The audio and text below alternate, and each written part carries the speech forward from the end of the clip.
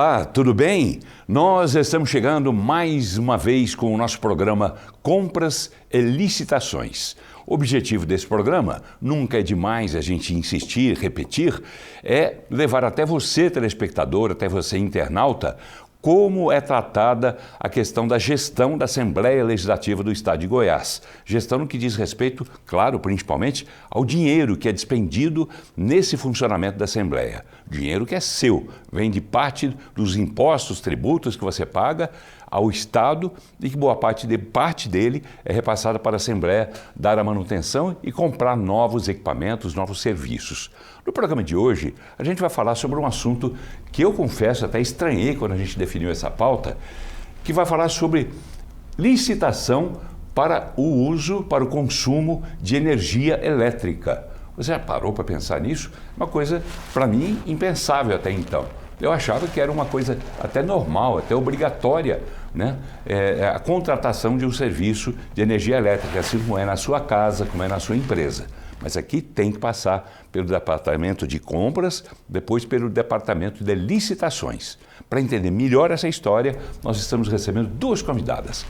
Elas que vêm mais uma vez ao programa para dar informações preciosas, eu tenho certeza, sobre esse assunto. Começo apresentando a Sofia Rocha Lima, que é diretora de gestão de compras da Assembleia Legislativa de Goiás. Tudo bem, Sofia? Boa tarde, boa noite, Paulo. Bom dia, porque esse programa vai ao ar o dia todo. Tudo bem? Tudo bom? Boa tarde, boa noite, bom dia a todos. É um prazer estar aqui com você novamente. Prazer em recebê-la mais uma vez aqui no programa também. Vem também lá do seu departamento, da Diretoria de Gestão de Compras, a Thaís Moraes de Souza, que é assessora de planejamento de contratações.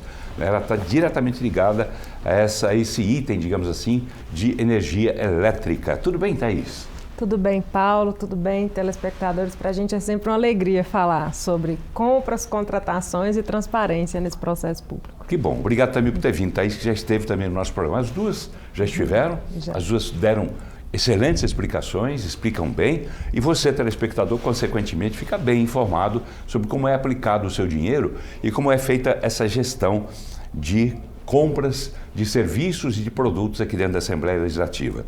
Sofia, explica para a gente isso que eu disse na abertura, né? Para mim, quando a gente discutiu as pautas, né, que você muito gentilmente nos passa, nos assessora até de alguma forma nisso, sobre os assuntos que a gente vai discutir, você mostra, olha, esse assunto é interessante, esse assunto não é, porque às vezes se trata de coisas pequenas, né? Uma licitação, por exemplo, de chaves, talvez não caiba a gente falar aqui no programa, mas licitação de energia, Sofia, por que a necessidade de fazer uma licitação de consumo de energia elétrica aqui na Assembleia? Primeiro motivo é pela economicidade. Eu tenho que fazer uma contratação, todas as vezes que eu vou contratar, eu tenho que dizer que eu estou contratando e que eu estou fazendo a melhor contratação. Aí eu vou só adiantar um pouquinho o assunto que é da Thaís, mas é que eu preciso dizer que na contratação eu tenho que provar, eu tenho que justificar que eu estou contratando algo que é fundamental para a existência e para o funcionamento da casa e que ele é mais barato. Então, a energia elétrica, apesar de ser uma inegibilidade, é um tipo de contratação, eu vou deixar para a Thaís falar isso, mas é um tipo de contratação... É um monopólio, não só existe uma empresa, que só existe uma empresa, então que ele é específico. A Equatorial. Só a Equatorial. Sim. É específico para isso, mas ainda assim eu tenho que justificar, eu tenho que provar através de documentos, que é parte da Thaís, que a minha contratação está sendo correta e que eu estou buscando a melhor solução para casa. Então, nessa contratação, ela é importantíssima, porque essa casa ela funciona de 7 da manhã a 10 da noite. A gente precisa de energia elétrica para o funcionamento de todos os computadores, elevadores, as salas, a iluminação do prédio. Então, assim, é igual na sua casa. Se faltar energia, falta trabalho, para tudo. Para tudo. E a gente não pode contratar simplesmente a Equatorial indeterminadamente. A gente tem que fazer uma contratação pensada, com um estudo técnico para provar que essa contratação desse momento ela é viável, mas que no ano que vem eu vou ter que fazer isso de novo para provar que eu continuo contratando o serviço pelo menor preço. Não é muita burocracia, não? A lei exige isso, não é muito burocrático isso? A lei exige isso e a nova lei, ela tem, nessa questão, por exemplo, da inegibilidade, ela tem um artigo, não só não, 3 artigos, 72, 73, 74, que a Thaís provavelmente vai falar deles, que tem todas as regras, tudo que você tem que fazer para fazer essa contratação. O que é de mais complicado nisso, Thaís? Thaís Moraes de Souza, que é assessora de planejamento de contratações da Diretoria de Gestão de Compras. O que é mais complicado? Que burocracia maior que você enfrenta na hora de fazer esse processo? Então, Paulo, assim, acho que é importante para o telespectador ele ter uma visão geral de que tudo, absolutamente qualquer contratação que qualquer órgão público vai fazer, precisa passar por um processo de contratação. Seja pela licitação em si, através das modalidades ali previstas em lei, né, como pregão, competição e algo concorrência, algo nesse sentido, mas também das hipóteses em que essa licitação é dispensada ou inexigível. Então, assim, a lei fala que nós temos essas 3 possibilidades para todas as contratações. Inclusive água?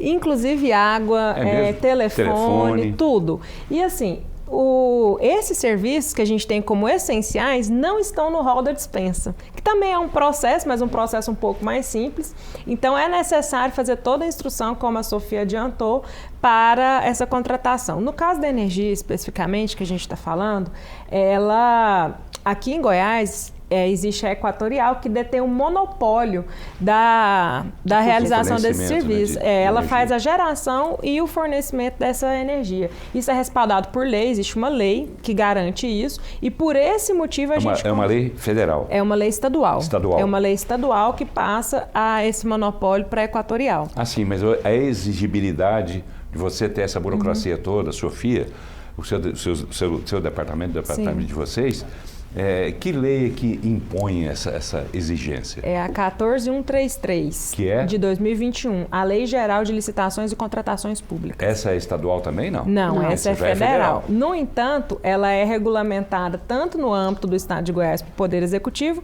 e a gente tem o nosso decreto próprio também regulamentando passo a passo. Então existe a lei e a gente regulamenta como que é o trâmite aqui dentro. E que argumentos, né? Não sei se a Sofia responde a isso, ou você disse que talvez seja a Thaís, uma de vocês explique, por gentileza, que argumentos que vocês utilizam na hora de justificar que vocês precisam contratar aquele serviço, né, e preciso e ponto final. Que argumentos vocês usam? Porque é uma coisa tão óbvia, né? Porque nenhuma casa, né, Sofia, sobrevive sem energia, sem água, né, sem telefone.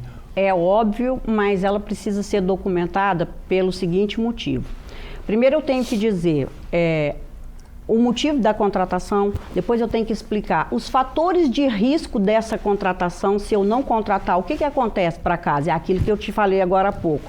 A gente não funciona sem essa contratação. E eu posso ficar um dia sem energia? Não, não pode. Então ela é uma contratação essencial. Não posso viver sem ela, mas ainda assim eu tenho que justificar. E aí eu tenho que fazer uma outra documentação também, que é o seguinte: nesse caso da inegibilidade, a gente pode fazer um contrato mais longo. Poderia de quanto ser tempo? Assim, pode ser indeterminado, a lei diz que pode ser indeterminado.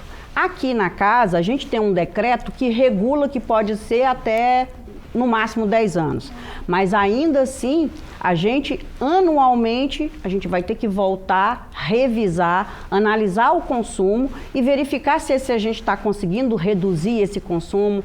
Agora, há pouco, a gente fez a contratação da fotovoltaica, que é para ampliar a nossa matriz energética e reduzir a nossa necessidade dessa contratação de uma energia que é mais cara e que é uma energia não renovável. Então a gente na contratação... Instável também, né? Instável. Agora no mês de agosto, setembro, que a gente tem a redução hídrica, ela fica instável. A gente tem problema no estado inteiro de Perda de produto, falta de energia elétrica, consumidor um dia inteiro sem energia elétrica na casa.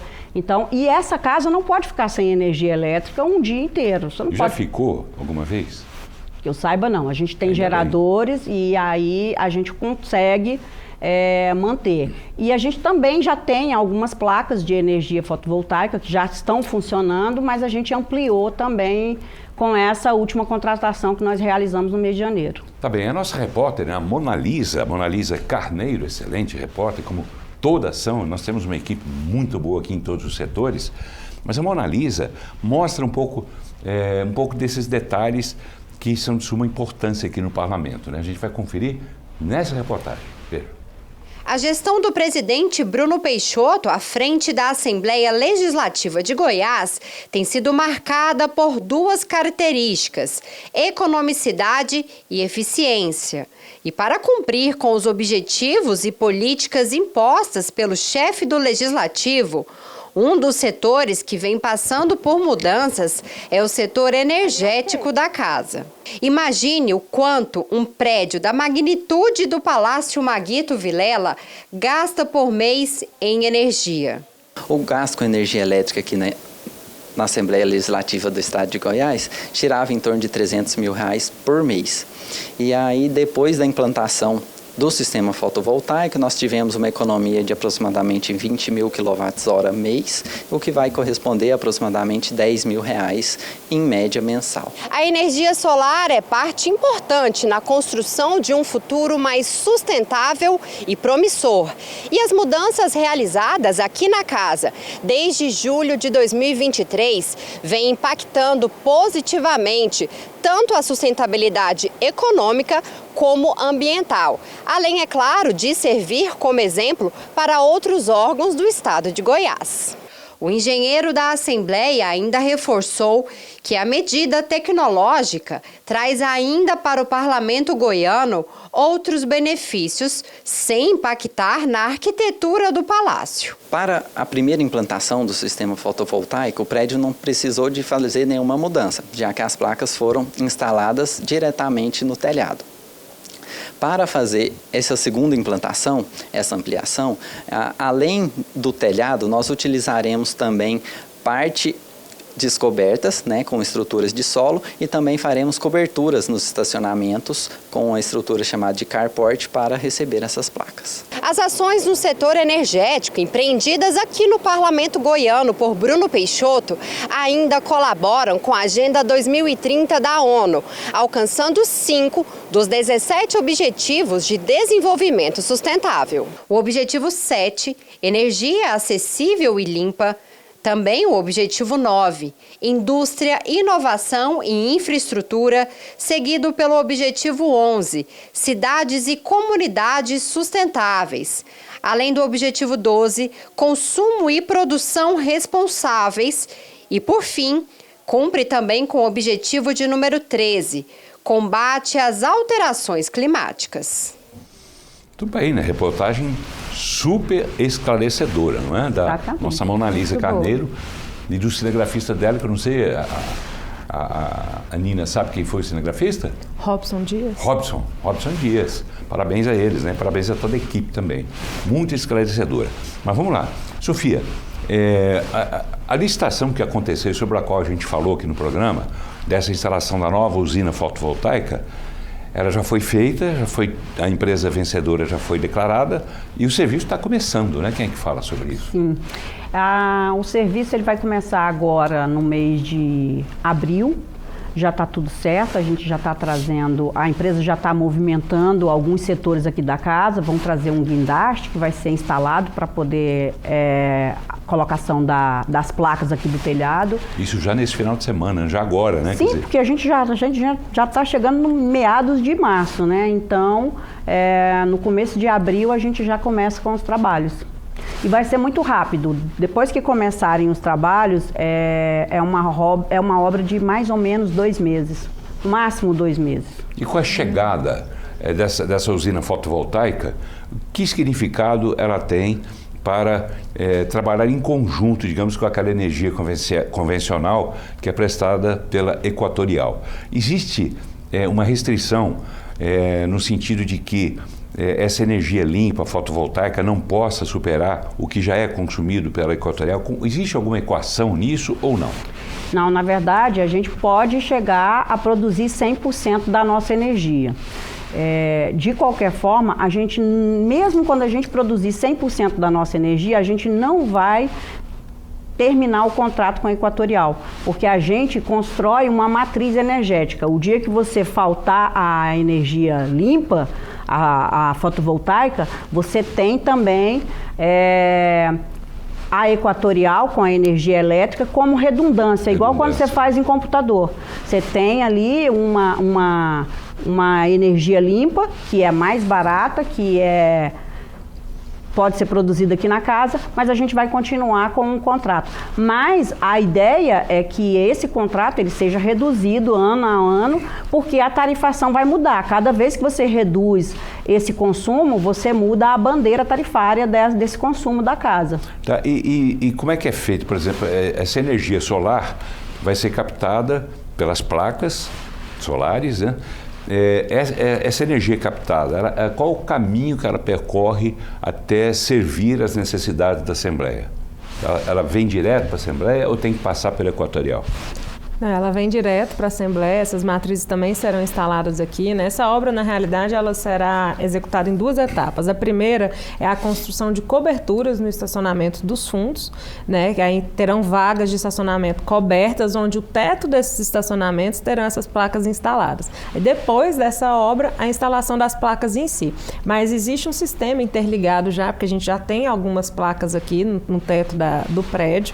A gente mostrou aí agora, exatamente. Né? Essas placas, elas têm uma espécie de uma central que, né, levam essa energia para essa central que faz a distribuição para a casa toda. Então, ela não sai daqui. A central vai ficar aqui. Ela então fica aqui dentro. Tá. Nesse processo de licitação, Sofia, que é de uma forma bem mais simples, vocês já disseram. Eu tenho uma outra pergunta a fazer, mas primeiro gostaria de explicar por que mais simples, em que ela é simplificada, essa licitação. Vou deixar para a Thaís responder, porque a Thaís faz o planejamento. Não é tão mais simples, não. É só um pouquinho mais. Na realidade, ela não é mais simples, é só um modo diferente do que é uma contratação comum, como eu disse no início. Porque esse processo, obrigatoriamente, ele passa por toda a instrução do estudo técnico preliminar, né? Como você disse, onde a gente precisa justificar essa contratação, do termo de referência, que é o documento que vai fundamentar o edital e a devida contratação e assinatura desse contrato. Mas o que acontece especificamente? Você perguntou anteriormente por que a gente precisaria justificar. A Sofia trouxe dados importantes, mas existe também uma situação que é processual e técnica, que é a questão dos custos. Tudo que a gente vai pagar aqui na Assembleia, por exemplo, a conta de energia, a gente precisa passar por empenho e por uma previsão orçamentária. Era essa a segunda pergunta que eu ia fazer. Não chegamos nela, né? E é exatamente nesse estudo que a gente faz esse levantamento. O contrato que vocês fazem, então, se baseia em uma previsão de gasto. Isso, é uma contratação com preço estimativo. Especificamente eu posso afirmar que esse estimativo vai ser com o consumo dos últimos 12 meses, né? Porque a gente ainda não tem as novas placas instaladas. Então, no próximo exercício fiscal, digamos assim, quando der um ano onde a gente precisa comprovar a economicidade e qual valor deve ser empenhado, a gente já vai ter uma média menor, com certeza, do que desse ano. Aí vai empenhar menos valores para continuar aquele contrato. Quem faz essa base é a Assembleia ou é a Equatorial? Somos nós. Vocês, nós aqui, né? Isso. Nós aqui. Beleza. Feita essa instalação das novas placas, né, de energia solar, essa usina terá tempo de vida útil? Vocês já previram isso também? De quanto tempo? Ou seja, daqui a quanto tempo será preciso, para atender às necessidades da Assembleia, ampliar essa usina fotovoltaica? A manutenção dela, a vida útil das placas, para a gente começar a trocar, são 10 anos. 10 anos. Então, a manutenção é muito simples. nesse contrato, nessa empresa que a gente está contratando, já está previsto essa manutenção, que é basicamente de limpeza, de troca de peças, porque tem um prazo de validade desse produto que a gente está comprando, mas a vida útil das placas são 10 anos. Mas para que elas sejam instaladas e para que haja essa devida manutenção ao longo do tempo, é preciso também fazer licitação de outros detalhes, como, por exemplo, equipamento de segurança para as pessoas que vão cuidar disso, ferramentas, enfim.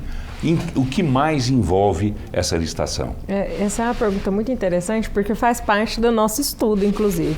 A gente sempre abre um tópico ou das medidas prévias ou das contratações correlatas, né? Daquilo que tem a ver. A Sofia adiantou que um dos pontos nesse contrato mesmo da construção, a gente colocou que durante um ano, essa empresa que vai construir, que vai instalar, também deve fazer essa manutenção. Com o pessoal dela? Com o pessoal dela. Sim. Terminando isso, a gente faz um novo contrato de manutenção, porque, de fato, essas empresas que prestam esse serviço precisam ter a capacidade técnica, né? Porque é material elétrico, é um material peculiar, e aí eles possuem mais eficiência profissional para realizá-los, né? Inclusive resguardando o bem, né? De uma forma mais efetiva.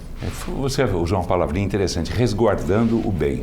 Isso envolve também uma questão de seguro ou não?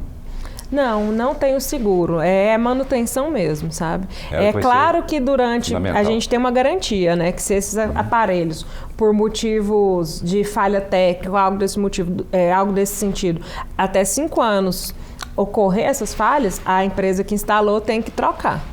Tá bem. Ao longo desse contrato, desse prazo de 1 ano, em que a atual empresa que está montando as placas era responsável, a partir daí, como é que se fará? Haverá necessidade de uma licitação para novas empresas que farão esse suporte para a usina, é isso, Sofia? Sim, aí a gente vai iniciar um novo processo de manutenção que já está previsto no processo que foi montado lá em janeiro. A gente já tinha isso planejado, que essa manutenção não pode ser feita aqui dentro da casa. Tem que ter uma prestação de serviço para isso. E aí a gente começa, provavelmente lá pelo mês de setembro, a gente já começa a produzir os documentos para essa contratação que vai acontecer lá em 2025. Começar tudo antes, né? Mas é engraçado que a gente está falando de uma realidade para hoje, porque o mercado ele faz com que daqui a 1 ano, por exemplo, quando isso ocorrer, a gente faça uma nova análise, se de fato compensa terceirizar ou a casa realizar essa manutenção. Das atuais placas que estão instaladas, quem faz a manutenção é a casa, mas é um número muito pequeno perto do que está sendo instalado. Então lá na frente a gente vai ver se vale a pena a gente ter todos os equipamentos e pessoal específico contratado pela casa ou se a gente vai terceirizar. Certo. Alguma coisa que eu não perguntei que tem que ser dito? Nós temos 3 minutinhos só para encerrar o programa. Falta o quê, Sofia? Acho que não. Acho que o que poderia ser perguntado é sobre a economia, mas a gente já falou sobre isso e a responsabilidade. Danilo falou também, né? É que a gente está numa gestão que prima muito pela economia e pela transparência de todos os processos. Então, tudo que a gente faz, a gente tem essa preocupação. Vai ser econômico? O processo vai ser bom para casa? Vai reduzir os custos? E aí é isso. A gente já falou sobre isso, da economia, e não tem mais o que falar. Mas você tem razão, quer dizer, tudo acaba se afunilando para isso mesmo que você disse, a transparência, né? E é exatamente por isso que existe também este programa, que foi uma criação, né, uma ideia que o presidente Bruno Peixoto teve, né, de transmitir através da TV Assembleia Legislativa um programa que levasse até você, telespectador, toda a transparência dos atos praticados aqui dentro da Assembleia. Alguma coisa, Thaís? Não, rapidinho, é só ressaltar que esse processo da energia elétrica é um processo comum, claro, mas que a gente tem sim essa solução criativa de diminuir esse consumo através da produção da energia fotovoltaica, né? O que incentiva a sustentabilidade do nosso prédio, isso deve ser levado em consideração. E também a questão do próprio processo em si, que em que pese ser ou não de prazo indeterminado, corrobora com a transparência e eficiência das contratações públicas aqui na casa. Tá bem, vamos lá. Quero agradecer a presença de vocês aqui. Thaís Moraes de Souza, assessora de Planejamento de Contratações da Diretoria de Gestão de Compras. Obrigado, Thaís. Prazer em recebê-la mais uma Obrigada, vez. Paulo. Obrigada, equipe. Prazer estar aqui. Prazer também em recebê-la. Sofia Rocha Lima, diretora de Gestão de Compras da Assembleia Legislativa de Goiás. Prazer em recebê-la mais uma vez, Sofia. Obrigado por ter vindo. Prazer sempre estar aqui. Pode me chamar quantas vezes for necessário. É um prazer estar aqui com a sua equipe, todo mundo muito bem instruído.